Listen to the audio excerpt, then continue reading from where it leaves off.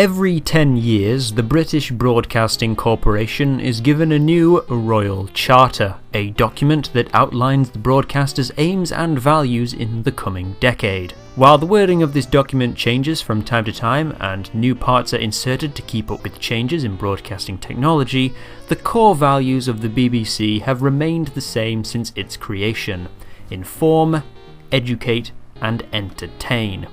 We'll call this the remit. Inform. BBC News is comprehensive and supposedly unbiased. It's available in every language and across the world. Educate. Viewers should be treated like citizens, not consumers, and the programming of the BBC reflects that. The BBC's programming is always somewhat educational, highbrow, or exposes the viewers to different perspectives or cultures. And entertain. All demographics and cultures of the UK should be able to find something produced by the BBC that caters to them. There is an attempt to entertain everyone in society through music, drama, documentaries, sport, comedy, or children's programming. One of the most popular and well-recognised media properties owned by the BBC is the science fiction programme Doctor Who, which, even if you've never seen it, you know what it's about. There's a time-travelling alien called the Doctor, who uses a magic phone box from 1962 to teleport through time and space, solving mysteries and helping people along the way. Originally, this series was going to be an educational, family-orientated show. The Doctor's time machine would be used to travel to the past to teach history, and then to the future to teach about science. The show's science fiction nature would be to attract children and adults alike. This clearly fits the BBC's goal and remit of being educational and entertaining. The TARDIS, as it's called, would not be the main point of the show, but would merely be a vehicle for the story and educational aspect. Of course, you know that isn't true at all. The original scripts had to be cut down due to budget limitations, and eventually the entire educational aspect was reduced to 2 of the characters being school teachers. To attract the parents, especially hard-boiled fathers, the Doctor's companions were increasingly younger and more athletic. In reality, Doctor Who is about a time-travelling alien who can regenerate into someone new every time he gets mortally wounded, and the show is about him and his time machine rather than historical fact and scientific accuracy. And there's aliens and crawling around quarries in the Midlands and bad costumes. It's also for this reason that Doctor Who has always been an embarrassment to the BBC, but one that they've had to live with, because although the series is insanely popular and now a staple of British culture, it's just ridiculous. It's just people in rubber masks and foam costumes. Perhaps it was entertaining in the 1970s, but it wasn't really informative or educational. Some critics have suggested that the Daleks' desire for galactic supremacy is a warning against racial prejudice or something, but come on. For this reason, the show received smaller and smaller budgets, making it more and more embarrassing for the BBC. In 1984, the Doctor regenerated into Colin Baker, whose characterization was intentionally irritating and cowardly as a way of weaning the public off the show so that the BBC could finally cancel it and never think about it again, which they did in 1989. But surprisingly, there still remained a devoted fanbase for Doctor Who, and the BBC continued to publish the Doctor Who fanzine every month during the show's 16-year hiatus.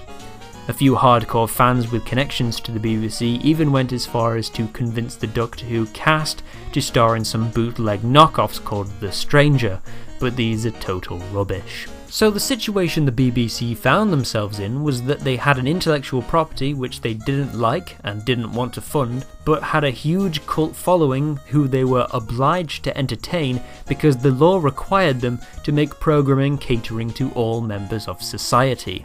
If only there was somewhere they could broadcast Doctor Who that didn't have to provide any educational content anywhere on television.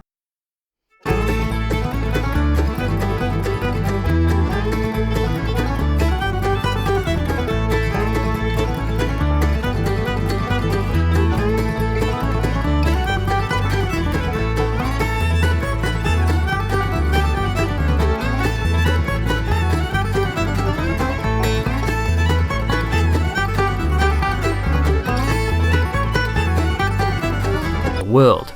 Americans, by and large, have a dislike for large government programs and higher taxes, meaning that the two public broadcasters the US has are subject to hostility and funding cuts by right-wing politicians. As a result, PBS, the largest US public broadcaster, mostly imports programming from Canada, Australia and the United Kingdom, so the BBC could never ask them to fund a new Doctor Who series. Instead, the BBC approached the Fox network in the hopes of making a Doctor Who series for American audiences. As a proof of concept, Fox asked them to make a Doctor Who TV movie that would be shown on the network. If it was popular, they'd fund a series. Because American broadcasters have no remit or obligation to be educational, the Doctor Who movie was a lot more off the wall. Violence and gore is widespread, there's nothing really educational, and it's just your standard save the world from aliens plot. This, I think, highlights the main difference in British versus American television. BBC television was set up to bridge the cultural gap between the upper class and the working class of British society. Even as new profit-driven channels were introduced to the UK airwaves, these channels are still required to be politically impartial and treat viewers as citizens instead of consumers. Meanwhile, American television has always been profit-driven, with the intention to gain as many eyeballs on sponsors as possible. In 1961, FCC Chairman Newton Minow called US television a vast wasteland, a constant stream of consumerist garbage. Anyway, on the 14th of March 1996, Doctor Who, the television movie, was broadcast on the Fox network. 9% of Americans watched, and most thought it was a bit meh. In their attempt to create something with the American flashiness and wide appeal, while also trying to stick to the BBC's remit, it created a weird, muddled mess instead, and the Doctor's eccentricity was completely lost on Americans who thought it was just how normal English people acted. What? He's British. Yes, I suppose I am. Jelly baby, officer? Jelly baby? Just take it. Fox declined to continue funding the show, which is a shame because Doctor Who with a budget the size of, say, Twin Peaks would have been sick. Instead, this was not to be, and there would be no Doctor Who revival, aside from a short 1999 charity sketch starring Rowan Atkinson, and the main take-home joke of that was that the Doctor regenerates into a woman, and that's funny because nothing like that would ever happen. In the early 2000s, two successive Director Generals of the BBC decided to take the company into a more populist route, taking inspiration from ITV and other commercialised channels. They decided, to hell with the remit, Doctor Who is a staple of British culture and we're bringing it back. Who cares if it isn't educational or high class? Doctor Who returned to British TV screens in 2005 and has been broadcasting ever since, with numerous spin-off series too. They justify this by occasionally having episodes showing other cultures or the grim reality of the past, and producing educational tie-ins for schools like Doctor Who themed maths games. Probably most importantly, Doctor Who tries to remain up to date with current social trends and be inclusive of everyone who calls themselves a Doctor Who fan. That means, despite the lack of quality in recent series, the show is basically uncancelable and will most likely be on air for a very, very long time to come.